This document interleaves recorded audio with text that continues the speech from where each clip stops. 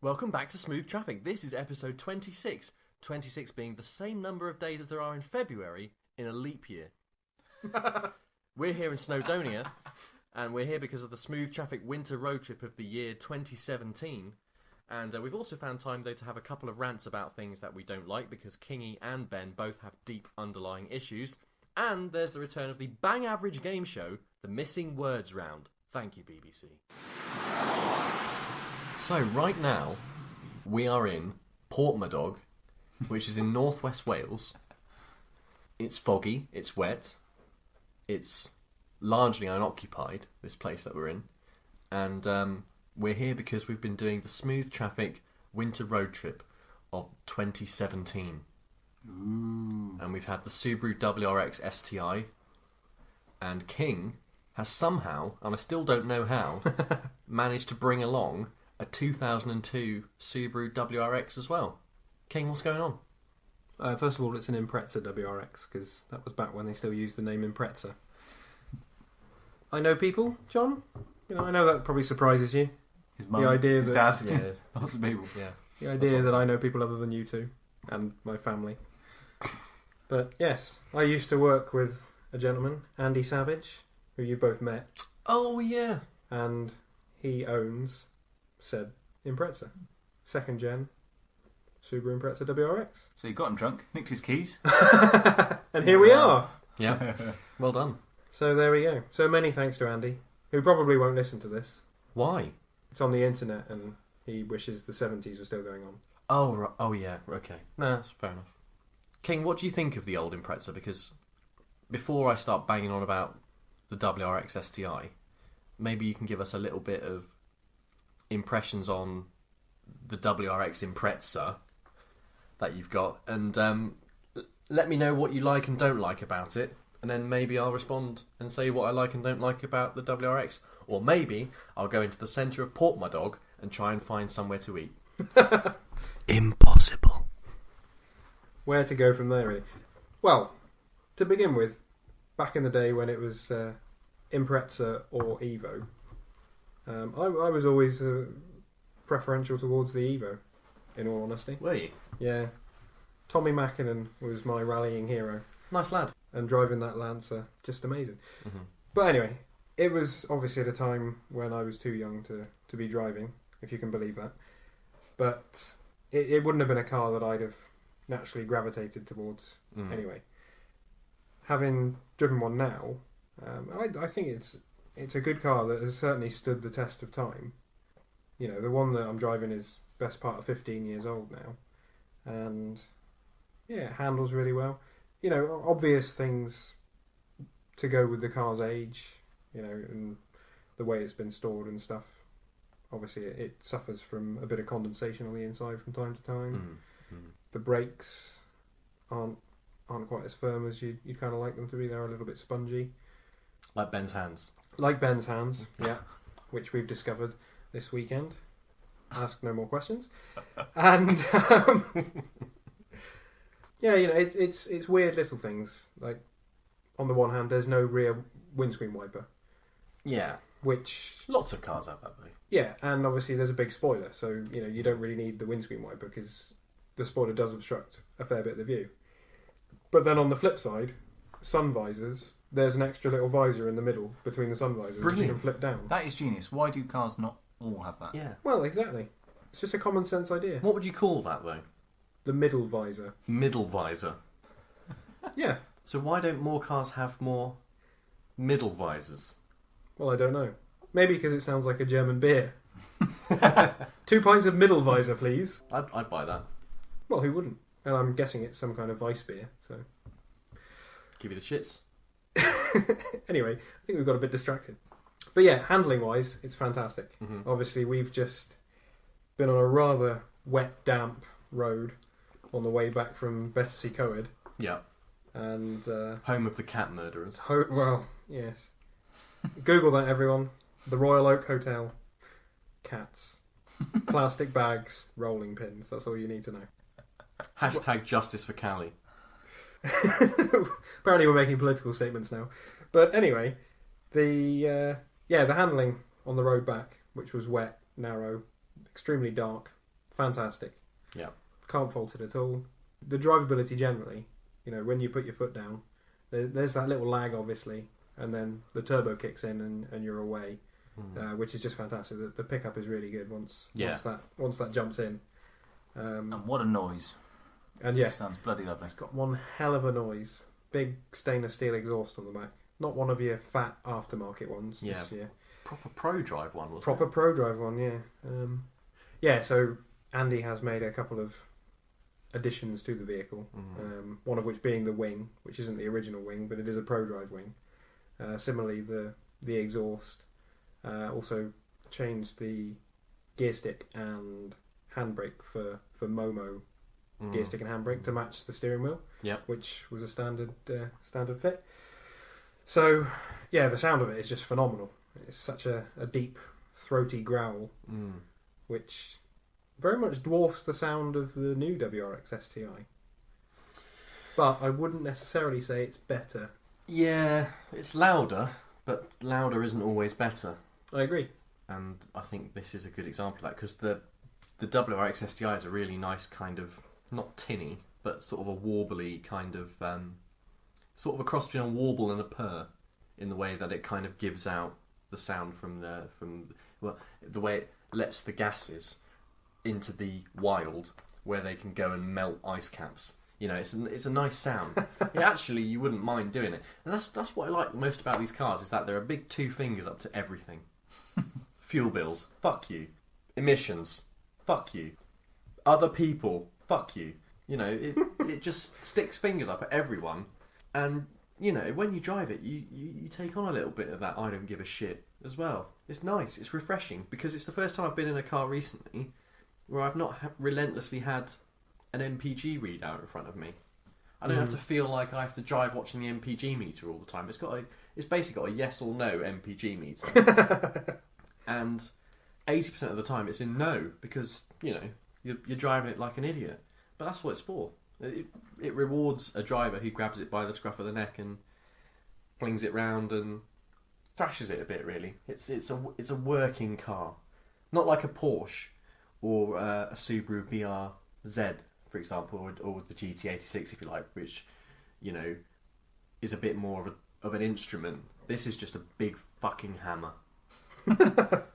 I like that. Which is good, because you have no knowledge of tools. No, that is the only tool I know how to use, so it suits me perfectly. Well, that's an interesting take. I mean, I certainly think I don't really know what kind of class of car to put these into, really, because it's almost like it's on its own now. Because Mitsubishi are no longer producing Evos, no longer producing anything exciting. No, and then if you think back within the last 5 or 6 years, I mean, you look at the previous Impreza, it was a hatchback. Yeah. What was going on there? So, it's almost like this is a dying breed, and they've suddenly gone, you know what, we'll have one last hurrah, let's go mental. I think this could be the last one. I agree. Because, why would you keep building it? Subaru have probably got better things to do with their time than build these cars that don't sell in very high volumes and, cost a fair bit anyway. It's a car for the purist. For the nostalgic. Yeah, I'd agree with that. It's a driver's car, but it's not the driver's car that people like in the Porsche sense, or the GT86 sense, that kind of sports car. It's just a kind of obnoxious swearing at all other performance cars, really. It's kind of a bit like a Nissan GTR in that sense, which is kind of like, well, this is how we go fast. We can do this. Two fingers up to you. No one likes us. We don't care. That kind of thing. And this is the same. Like Focus RS, 2 fingers up at that. You got more power. Don't care. Probably faster. I think that might be faster than a Focus RS. I'd love to see what a racing driver could do on a track with those two. See what's just faster. It's definitely faster than the Civic Type R, because it's just got more grip in the corners and you can just do more with it. So, it's really, really impressive. And it's in the same price bracket as the Civic Type R and the Focus RS as well, but there is something a bit more appealing about the WRX STi. It has a little bit more character, and it has a much nicer interior than what people give it credit for as well. It is surprisingly stylish, actually. It's got a decent touchscreen, nice big controls. It's not overly cluttered. Yeah. It's got loads of fun bits of information about the car and how it's driving and stuff. Yep, which wheels are spinning and which aren't, and the angle of the wheels and how far I'm putting the accelerator down in percentage, and turbo boost gauge if you want. Oh, and the light up STi badge next to the gear stick. When you turn the lights on, there's an STI badge and it lights up red. Yeah. Nice. Yeah, nice touch. I like little things like that. Fruity. I like little fruity things like that. Like grapes. Yeah, I like grapes. Don't like bananas though. No. Big fruity things. They look like Simpsons' penises. Moving on, you said that you feel it's very much a driver's car. Yeah. I'd like to get the our resident passenger's perspective on this. Ben, you've been a front seat passenger in both of the Subarus. Well, he's a passenger in life, isn't he? I mean, he's always taking public transport, so, you know, being a passenger is what he does. He did have to take 3 trains just to get to me. Yeah. So you've been a passenger in both of them, Ben. Thoughts? Obviously, let's not talk about comfort, because John wins. Yeah, but it's not that much more comfortable. But it's just a bit more modern, isn't it? So you feel a bit more spacious, and it's obviously a nicer interior because there's another 15 years of technology and comfort gone into it. But I think generally speaking, it's not as uncomfortable as you'd expect. Yeah, although it was quite sort of stiff suspension and everything else, it didn't feel like my back was breaking.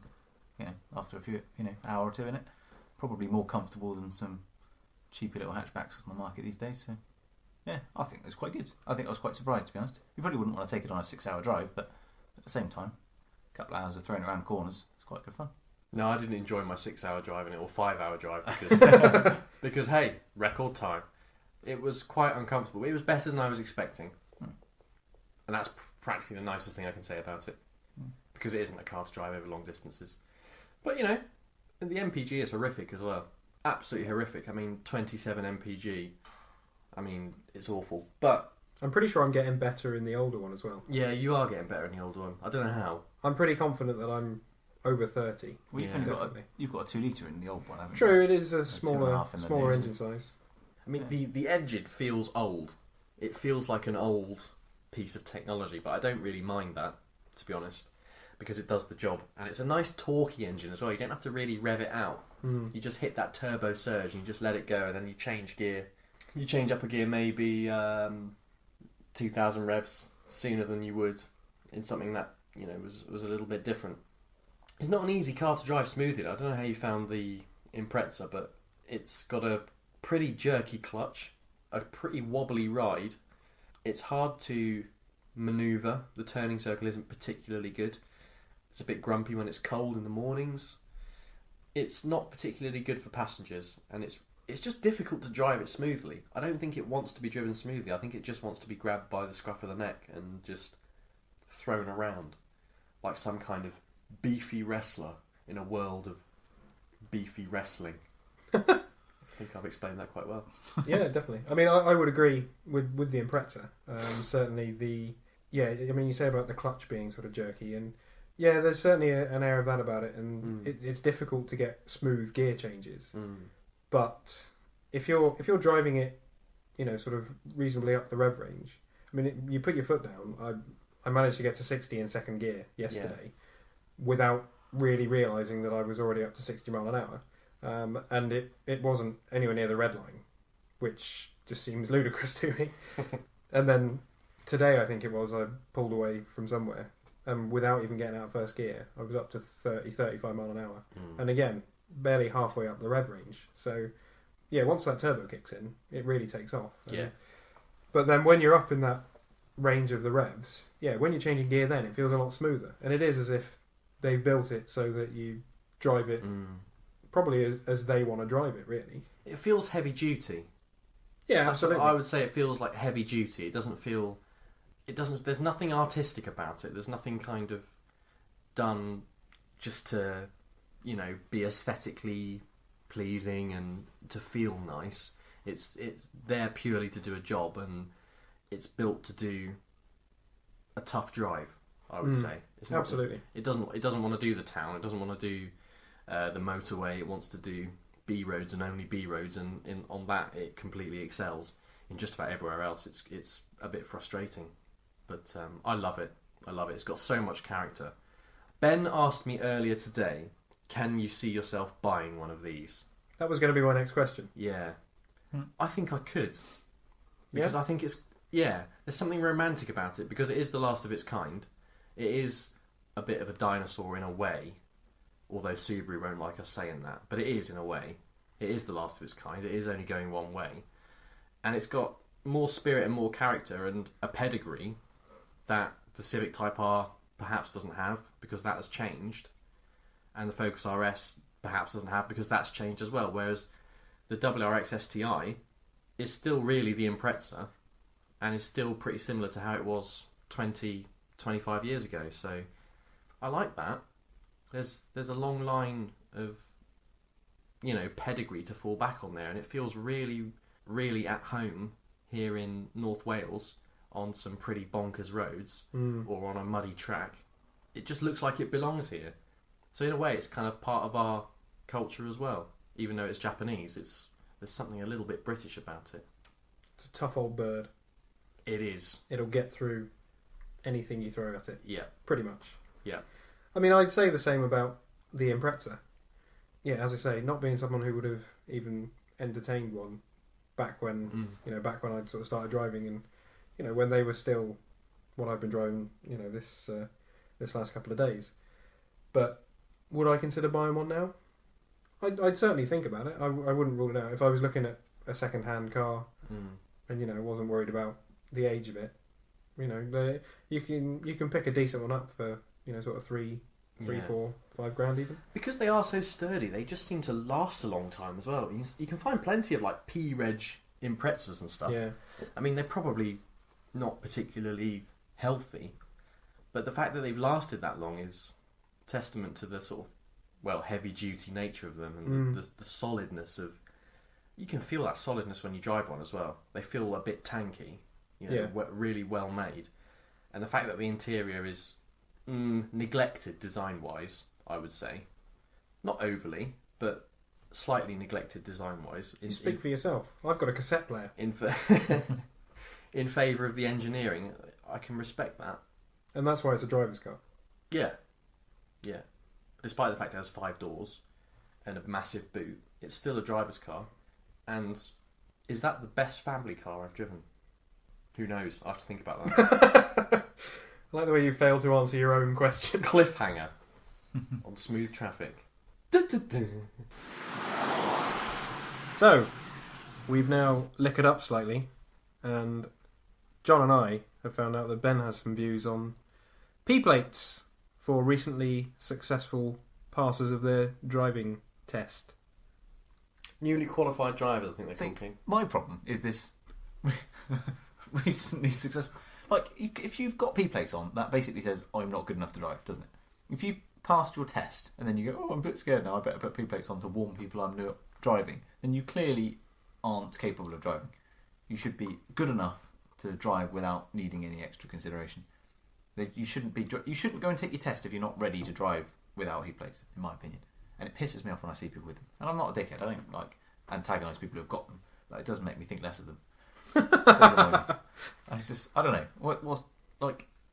I don't see any other walk of life where you'd qualify. It's like being a doctor and then having P-plates on. Oh, don't worry, I am qualified as a doctor, but I might accidentally cut your arm off because I'm an idiot. It's just moronic. What's the point? I mean, you've got to agree. I don't think I know anyone who thinks they're a good idea apart from a few morons out there that have got them.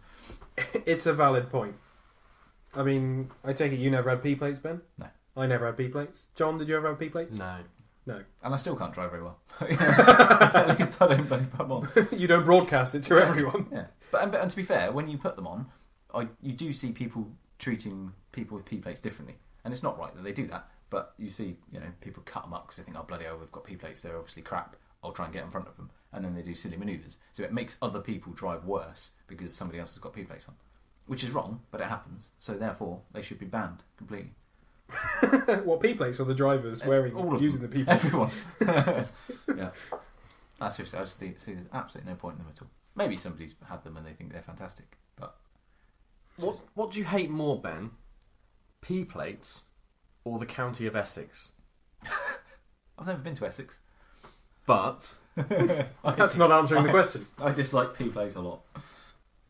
What about Essex? The accent annoys me sometimes. It's celebrities. So-called celebrities. Yeah. There is a programme, isn't there, about Essexy people? Yeah. My dad was born in Essex, Ben. I like it. That's funny, King, because my mum was born in Essex. Oh, really, John? Yeah. Oh, what a coincidence. Yeah. And they're an example of people that can actually do well for themselves. Anyway, so... I just wanted that cleared up. Yeah, no, that's fine. So we're all in agreement about P-plates, and we've discovered that Ben is a bit of a racist. Yeah. Okay. P-plates are fine. Like, I don't have a problem... Like, I'm not like Ben, and I have a problem with people who use them. But I do agree with the points he's made, and that they are kind of pointless, and if you have passed, then you should be good enough to drive like everybody else. They just point out that you're inexperienced, and people take advantage of that. Yeah, absolutely. Sometimes it's better to just get stuck in and, just jump in the deep end. It seems silly to... I don't know why you'd be unconfident after having so many driving lessons and after having passed. But, maybe some people are naturally unconfident. I'm thinking, would I want my sister to put P-plates on her car when she passes her test? Well, I don't know. Only you can answer that, John. Like, would you want... assuming your sister, Ben, has or I don't know if she's got a driving licence or not, but if she hadn't, would you feel better that she had P-plates on her car? No, I would suggest that she doesn't go out driving if she's not good enough, or go out with someone else to give her that confidence. Would he do that though? Would he lay into her like that? I don't know, because Ben is such a nice bloke. Apart from, I don't think he's suggesting he's going to lay into her. Yeah, he's going to lay into her. He's going to be like, you know what? I've had enough of you. Do your test properly. It's like that. Like he'd go off on one at someone from Essex. It's the same, that dark side of Ben Pearce that nobody outside of the podcast gets to see. Or do they? Sadie, if you're listening, get in touch and let us know if Ben has ever lost it with you.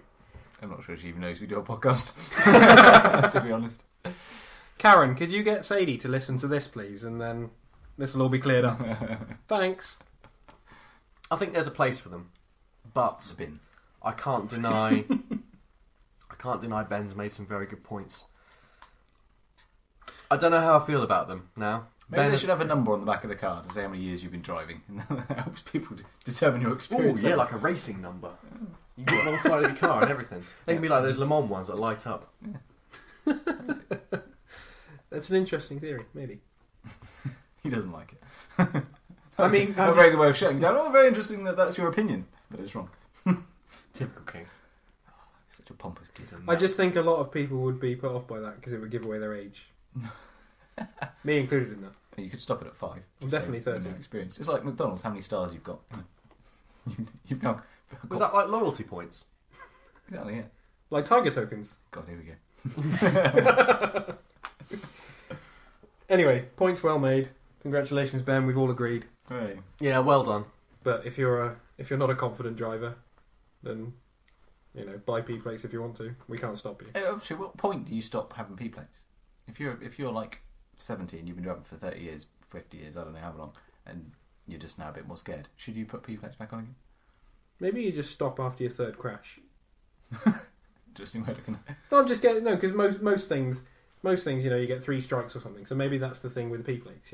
After you've had 3 crashes, you take the P plates off. Then surely you should have them if you've had 3 crashes. Put P plates back on again. Well, no, because what if the P plates have caused the crashes? Because as you say, people treat you differently, and therefore put you in an awkward situation. We need more data. What if P-plates are the motoring equivalent of armbands? Yes. People can swim with armbands on, but they're there just in case they feel like stopping swimming and they're getting a bit of a panic.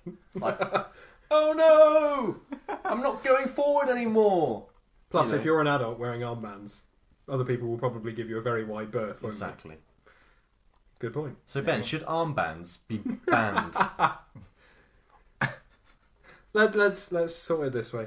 If you've been a user of P plates, do please get in touch with us. Tell us why you chose to use P plates. Obviously, did if they it's help? That's the question. Did they help? Obviously, if it's a personal choice due to something that you don't want to share with us, well, don't share it then. No, share it. If something silly's happened, I want to laugh at someone. The best way to air out your concerns is by sharing them with people. Yes, I mean that. Yeah. Sharing is caring. I think that's what you're trying to say, isn't it, King? You know those petrol stations we saw today?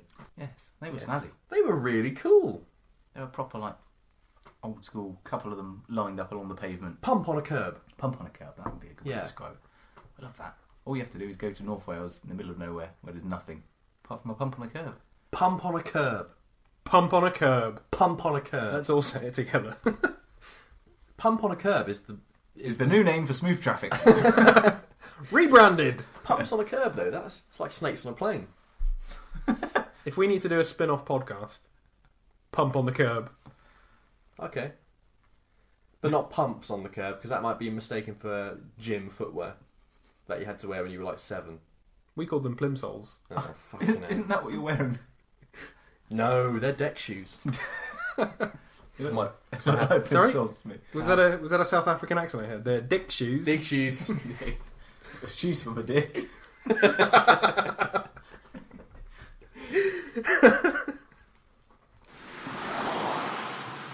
So, if you've been listening to us for a while now, you'll know that... Nobody has. No. Top stuff, Ben. Thank They've you. all gone. Everyone. If you happen to have listened to one of the episodes some time ago, probably about this time last year, you'll know that I had a bit of a moan about people who don't clear their windscreens when it's frosty before they leave the house. And you just see them driving along with a little square bit that they can see through the windscreen. Very annoying. Wouldn't they have already left their house if they're in the car? I think he's got problems. Yeah. Alright, carry on. You know what I mean? Anyway, so another thing that has come up, particularly this year I found... You've decided that Is actually that- heated steering wheel will be the best thing ever. No, we're not talking about heated steering wheels, mate. Why? Why can't we talk about heated steering wheels instead? They're far more I interesting. don't have a problem with heated steering wheels. Definitely does. Yeah. Sorry, King, carry on. Anyway, so yeah, still hugely annoying that people drive around after having not cleared their windscreen, cleared their windows, whatever. But the thing that annoys me most at the moment, and people this is probably a interrupting you. very petty thing, is people cleaning their headlights. Because it's dark in the mornings. You can't see them very well anyway. They can't see you because they haven't bothered cleaning their windscreens. And then there's no light coming out of the headlights because they're all frosted over as well and they haven't cleaned them off. Ben, you're looking at me like I'm some kind of moron, but this is a real thing. This is a real issue that is bugging me. It doesn't take 5 seconds just to take the scraper over the headlights so that you can get a decent beam of light out. No, it's very true. Yep. I'm completely with you, King. Just scrape your headlights. And Scrape first, ask questions later. And all your windows, please. Not just the front. You need to be able to see out the sides as well. Yes, Morons. Should we get some smooth traffic scrapers made we could do. and donate What? them to plebs? And every time we see someone, just stop and hand them out. Yeah. We'll have to get like a box each for the back of the car, Yeah. and Good then plan. just stop. Excuse Can me. they be like? Can they have the smooth traffic logo, and then at the bottom, the bit with the scrape is kind of like half of King's face, but the scrapey bit's like his teeth. Oh, So you can look like you're scraping it off with King's teeth. It'd be like one of those toys you just get in a packet of cereal. I don't know what those toys are. You know. If I had Ben had all brown as a child, so if I had King's face come out of a packet of cereal, I would take it back. That'd be horrendous. I'd be surprised if there was any cereal left. So it just- Shredded wheat. Those basically are portions of King's face. King looks like a shredded wheat in a shirt, doesn't he? You should moisturise more. All right, it's getting personal now. So, in summary, scrape your car before you scrape someone else's car. Nice. Nice. Yep.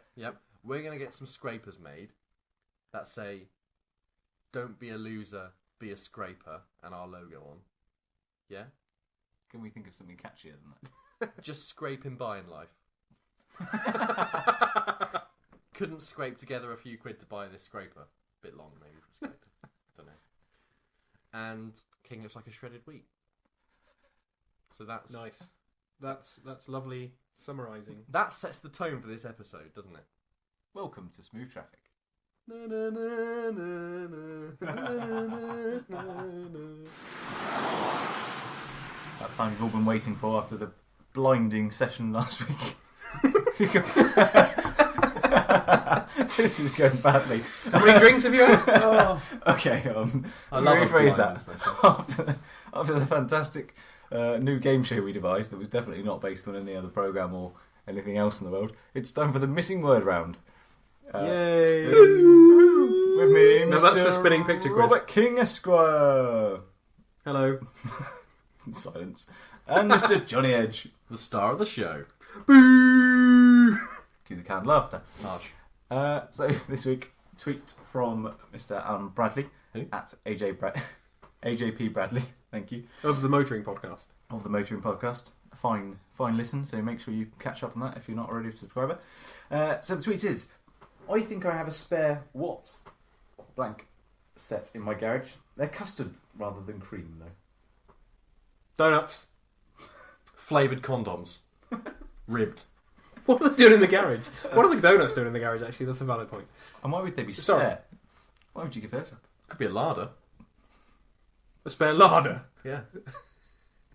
As in the car. Yeah, you can put your donuts inside them because it doubles up as a larder as well. I don't think that's what the name means. Can we have that again? Sorry, Ben. I think I have a spare blank in my garage. They're custard rather than cream, though.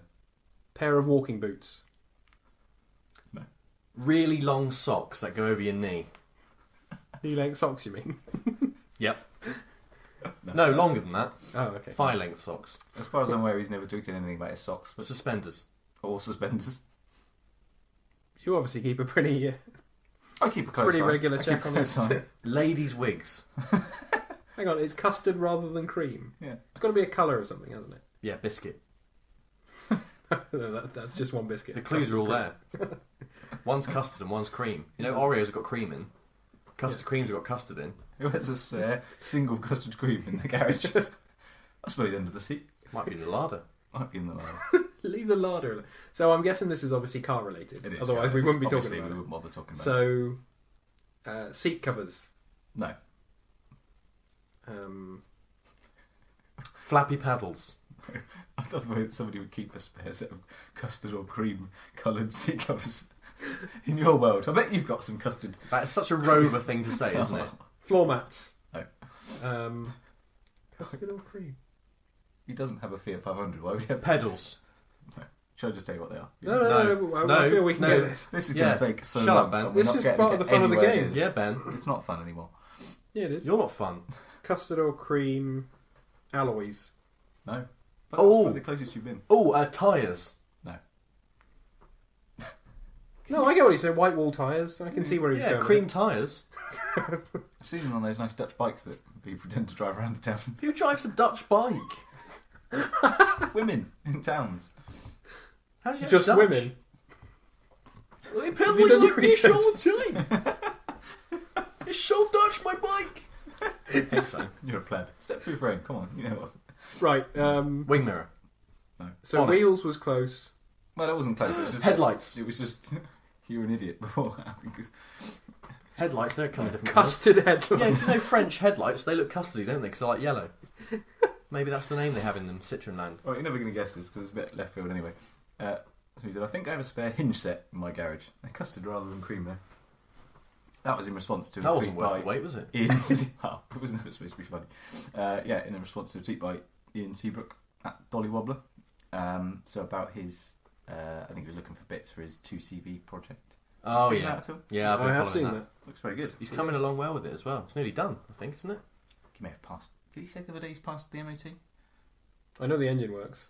We're obviously not keeping up to date enough. Sorry That's a about that. French MOT pass. Yeah. So, you know. Oh, good that's enough. true. That's true. As long as you've got the right hinges on, you've passed. The That's right good. colour of hinge. The right apparently. colour of hinge. Yeah. Anyway, What hinge would you prefer, cream or custard? Custard seems a little too yellow. To my way of thinking. Yeah. I suppose it depends on the colour of the car. it's very true. I'd If go you've got a custard. cream car. You'd go custard. If Yeah, think of the resale value. I got a custard door hinge. I've only got stainless steel. Who's winning? I'll tell you who's winning. Ian Seabrook. Check out the 2CV project on Twitter and stuff. It's really good. Very interesting. Absolutely. Thanks for listening. Yeah, I enjoyed it as well. So that's three out of three, isn't it? You're through to the next round, Ian. You come into boot camp. Basically, thanks for listening to this episode. I hope you've enjoyed hearing about our time in Snowdonia in Wales, driving on all the roads in the Subaru WRX STi and Rob King's borrowed, possibly stolen Impreza WRX. Tune in next time for episode 27, and don't forget to tweet us at Smooth Traffic or individually at the Johnny Edge, at Robert King ESQ, and at the Face of Ben. Until next time, have a really, really nice day, and because they're nodding at me and telling me to say this, subscribe to the podcast on all of the places that the podcast is available, like on the websites and on the Tube of You and on Podomatic and iTunes.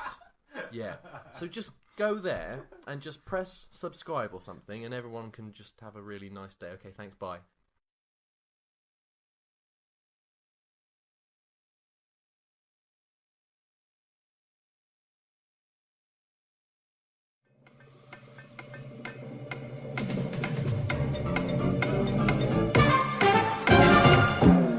Okay, so how many letters have you got, Johnny? Well, I've got an 8. Rob?